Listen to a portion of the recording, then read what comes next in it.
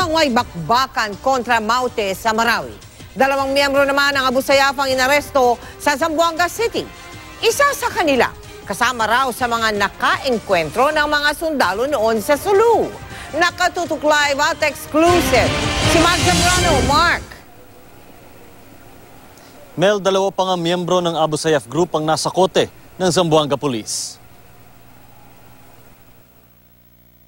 Sa bisa ng search warrant, pinasok ng Zamboanga Police ang pinagtatagoang bahay sa Barangay Ayala ng suspect na si Murasidol Abdurrahman alias Tidung. Arestado si Abdurrahman. May nakuhang mga magazine, granada at pinaghinala ang C4 explosive sa bahay.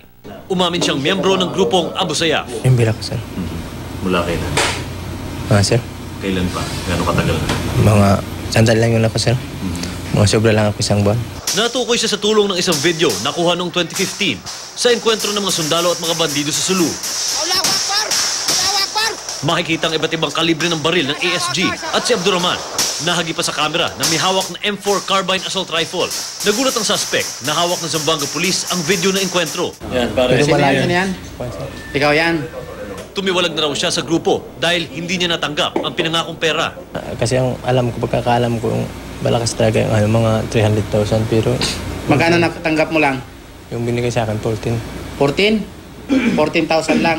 Pinangalanan niya ang mga kasamahang nakita sa video. Ayon sa suspect, isa siya sa mga nagbantay sa Italianong pari ni si Rolando Del Torcio na kinidnap ng mga Abu Sayyaf sa Dipolog City noong October 7, 2015. Binantayan din daw niya ang Canadian na si Robert Hall na dinukot sa Samal Island bago pinugutan noong Hunyo 2016. Naaresto naman sa hiwalay na operasyon ang kapatid ni Abdurrahman na si Alhamed Abdurrahman. Todo tanggi siya sa mga paratang. Wala, ang pagkakalam ko wala. Ay, nandun ang wala. Negative.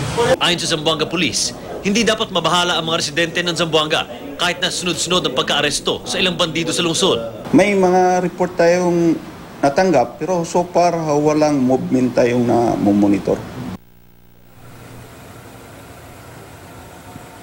Mel, tinuturing naman ng isolated incident ang ekwentrong nangyari kagabi sa kampo ng 42nd Infantry Battalion sa Sirawai at sinasabi nila na walang kinalaman nito sa Maute Group. Mel? Maraming salamat sa iyo, Mark Zambrano.